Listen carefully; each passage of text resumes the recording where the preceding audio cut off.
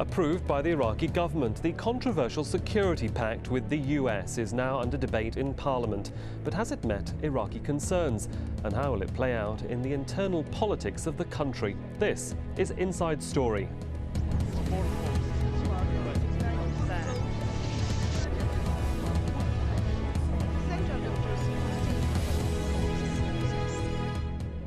Hello and welcome to the programme. I'm Sahil Rahman. How to maintain security in Iraq.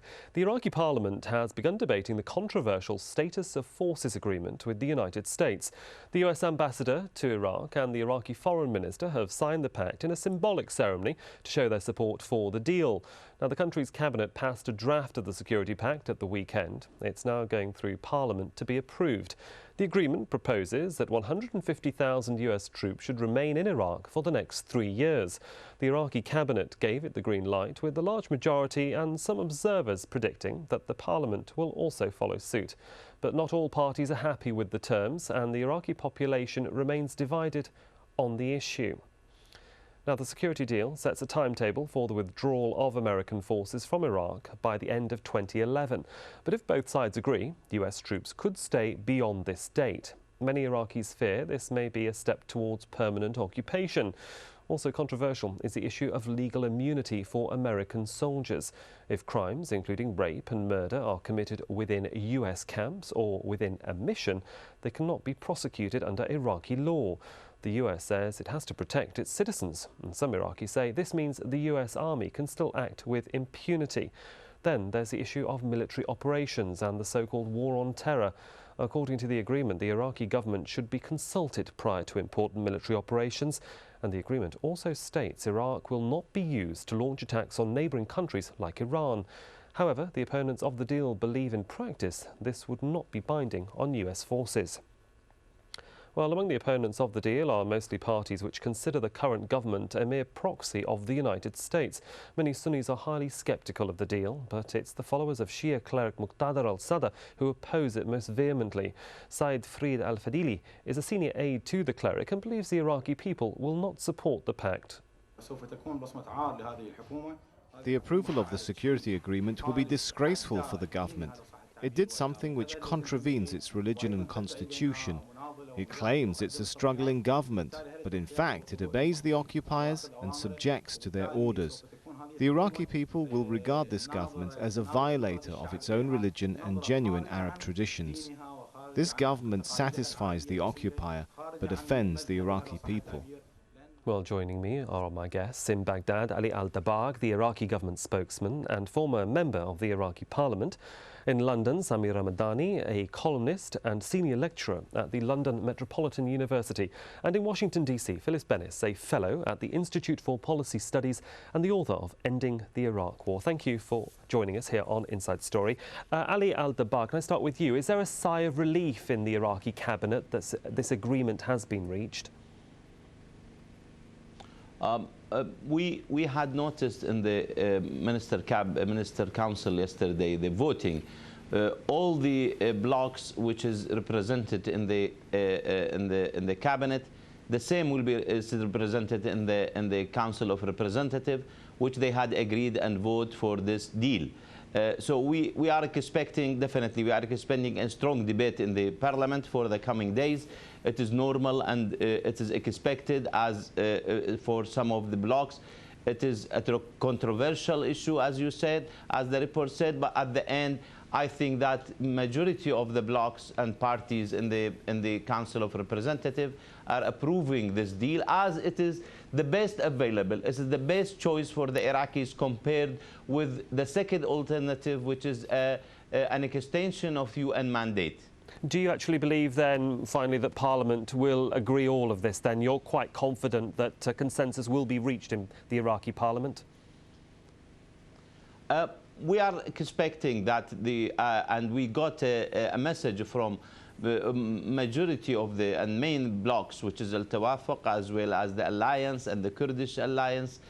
All of them, they had approved and they had said they are going to vote for this deal, it is the best deal which we had reached with the United States. We are not saying this is the ideal deal, but it is the best possible deal which we could arrive, and it is the best choice for the Iraqis compared with the other deal. Yes. Sami Ramadani in London, do you think it is the best possible deal? Do you think it will be accepted and ratified in Parliament? It might be ratified by Parliament, but I don't think it will be acceptable to the Iraqi people. And if you have noticed Mr. Dabbag's reply, he did not mention the people. He was talking about political leaders who have been working with the United States ever since the occupation, and for some of them before the occupation. So the United States was negotiating with political leaders who are close allies of the United States in Iraq, and naturally they would find it quite normal to go and sign a treaty with the occupying power. This treaty violates Iraqi sovereignty. It violates all international norms in terms of objecting in principle to signing any long-term agreements between the occupied country and the occupying power. The occupying power is not merely there as a symbolic military force, but is in fact in control of the political and military fields in Iraq. Actually, the government functionaries, parliament itself, is at the mercy of US tanks in the green zone. So I find it quite astounding that that an agreement like this could and would be signed by the Iraqi government. I speak here and I have been reading the various opinions about this agreement, and it's my firm opinion, really observing the Iraqi scene, that the majority, the overwhelming majority of the Iraqi people find this agreement strongly objectionable, and it reminds them of the formal colonial type agreements signed with Britain in the 20th century. Well, let me bring in Phyllis Bennis here. Phyllis, you've been listening to what our first two speakers have had to say, but also now that we have a president-elect in Barack Obama and his policy, it talks about taking troops out of Iraq. What's your understanding of how this agreement will either be ratified in the Iraqi parliament and how it will be observed by the American administration that will be coming in? Well, one of the big questions is whether it will be also ratified by the U.S. Senate, something that is required by our laws, but that the Bush administration has claimed is not required. This is, in fact, parallel. In an earlier iteration, the Iraqi government had said that they did not think that parliamentary approval was required. Then they finally agreed that it was. We have not seen that shift yet in the Bush administration, which we should note still has 2 more months in office. I think that one of the big questions about this agreement is what it actually says. We have not yet seen the text. We've heard a lot of discussion about it. But, for example, the question of whether the language says that all 150,000 troops must be withdrawn is there, or whether it is, quote, combat troops that must be withdrawn. There's references, I understand, to combat troops must be withdrawn from the cities to their bases. But then the language about the final withdrawal is not very clear, whether that is all troops or combat troops. That's huge, because if it specifies combat troops, we would be talking about leaving behind perhaps 80,000 American troops. That means the occupation continues. Now, it's problematic enough that this agreement calls for 3 more years of U.S. military occupation. I don't think that's what the American people want, 70% of whom are against the war and want it to end. And it certainly is not what the Iraqi people want, 85 to 87% of whom have said that they want it to end quickly. So I think that this is not something that is going to be very widely accepted by the people in either country. It is closer to the position of Barack Obama, certainly. And Barack Obama, of course, gained his initial support in his candidacy for being someone who said, I will end the war. But of course, his actual proposal has also limited his withdrawal plan to combat troops. He has said he would withdraw all combat troops, but leave between 50 and 80,000 troops behind who would carry out a number of tasks, including counterinsurgency tasks. But of course, while this debate continues about how many troops will and won't stay, it still has to be, at the moment, ratified by the Iraqi parliament. Sami Ramadani, can I just come back to you, that Sunni lawmakers themselves are speaking outside of the cabinet and saying that, you know, they're not so sure that this is the right thing for Iraq and that they could possibly throw a spanner in the works. Could you tell me what you think could happen over the next 24 hours as they debate this issue within the parliament? Yes, and I think this is an interesting question because the blocs that Mr. Al-Dabbagh referred to are themselves not united, like Al-Tawafuq, like Al-Dawah party itself. There are oppositions within these blocs themselves, and there might still be obstacles inside Parliament.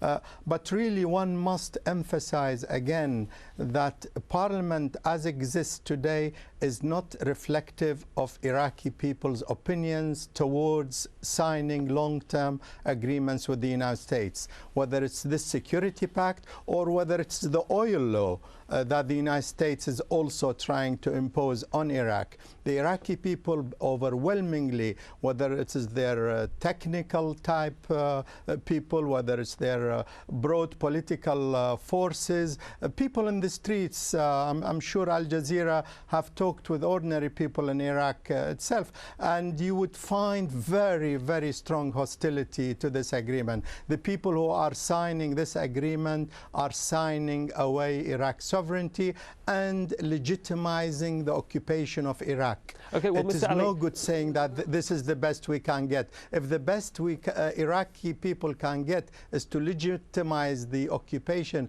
for the foreseeable future, this is really disastrous. And there are other aspects, the economic and cultural aspects of this agreement, which are little discussed. Well, let me bring Ali Al-Dabbagh into this. I mean, you just heard what Sami Ramadani just said there, Mr. Dabbagh.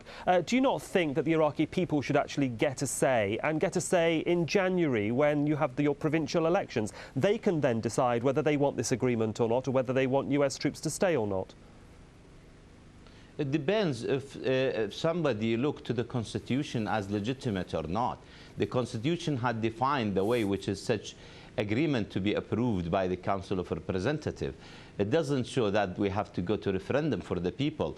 It shows that those who are elected right now, it depends on Samir. He didn't read the situation here as a democratic, or even though that we have difficulties, we have problems, but at the end is a new system compared with the Ba'ath regime, which didn't have that one, which is might be Samir is respecting, admiring that regime. But we are talking on a new system, there is a channel, a legal channel, which is going through in Iraq, which is the cabinet of minister and then the Council of Representatives. This is the normal and constitutional channel which it goes for. Plus that the agreement is a two agreement. Actually, one is the frame agreement, which regulates the joint coordination, cooperation between Iraq and United States, which cover economical, diplomatic, political, all the other issues, non-military, non-security issue. Plus, what is the alternative? Alternative, we will continue to be under Chapter 7 and to continue on such chaos, which is for 5 years.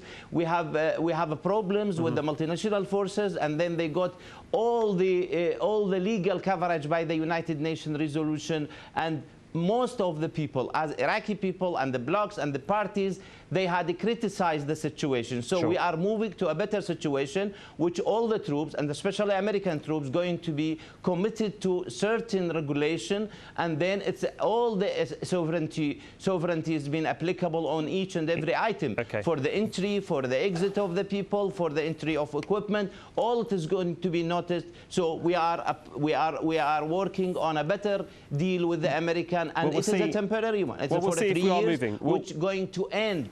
We will see if we are moving to a better deal after the break. We are going to take a short break just for the moment. And when we come back, we'll be asking whether this pact will shape Washington's Iraq policy. Do stay with us here on Inside Story.